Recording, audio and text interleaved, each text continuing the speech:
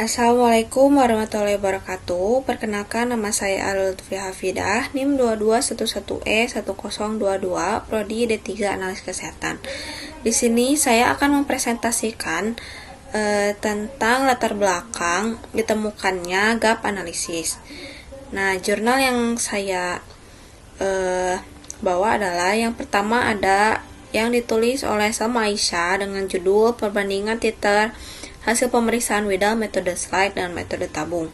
Rumusan asalnya mencari perbedaan titer hasil pemeriksaan Widal metode slide dengan metode tabung.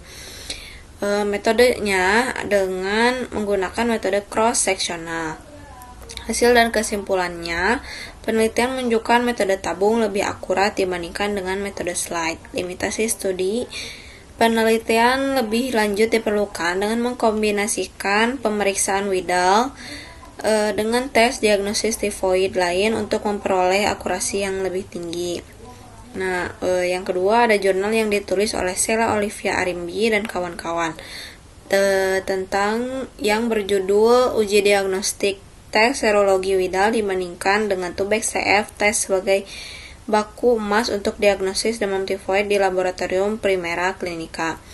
Rumusan masalahnya mencari perbedaan tes serologi Widal dengan Tubex CF sebagai baku emas diagnosis demam tifoid.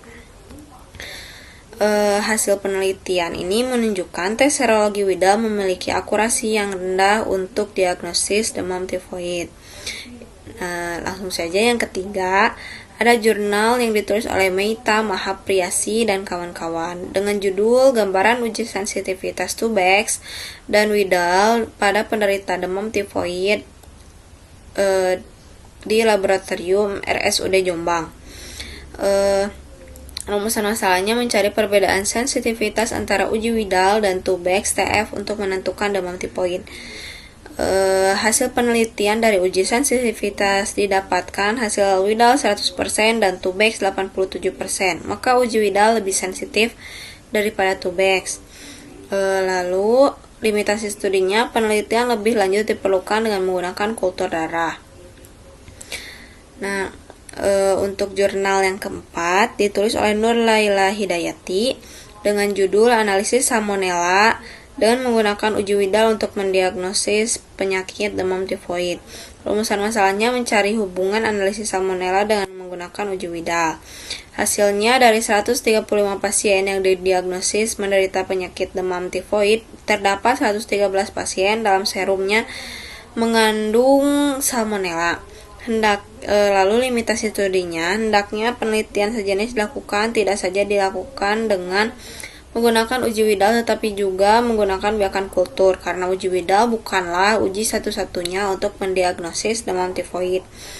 Dan yang terakhir ada jurnal yang ditulis oleh A. Fatmawati Rahman dengan judul Uji Diagnostik Tes Serologi Widal dibandingkan dengan kultur darah sebagai baku emas untuk diagnosis demam tifoid pada anak di RSUP Dr. Karyadi Semarang. Rumusan masalahnya mencari perbedaan tes serologi Widal dengan kultur darah sebagai baku emas untuk diagnosis demam tifoid pada anak. Lalu hasilnya tes serologi Widal memiliki akurasi yang rendah untuk diagnosis demam tifoid dibandingkan dengan kultur darah sebagai baku emas.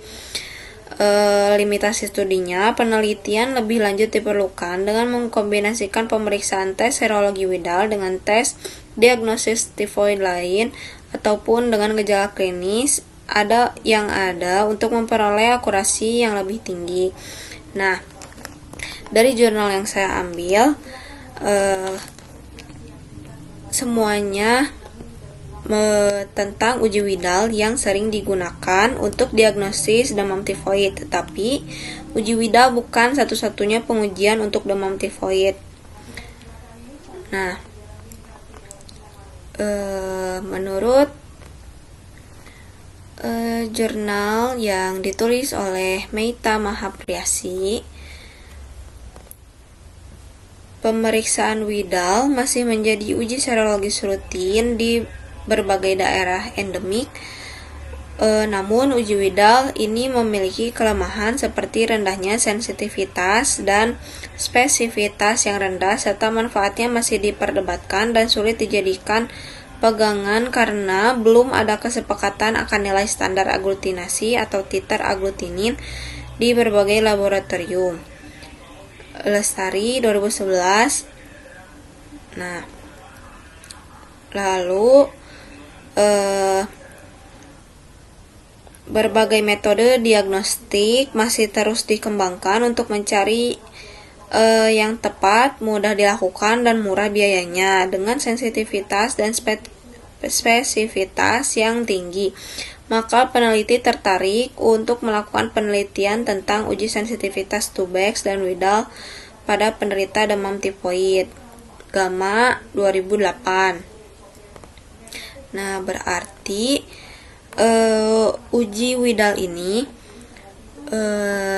lebih rendah akurasinya dibandingkan uji Tubex. Nah, pada jurnal yang ditulis oleh A. Fatmawati Rahman, pemeriksaan laboratorium yang paling sering digunakan adalah uji serologis kultur Salmonella, merupakan gold standar dalam menegakkan diagnosis demam tifoid. Tes serologi lain yang dapat digunakan dalam menentukan diagnosis demam tifoid adalah tes Widal dan tes IgM Salmonella typhi.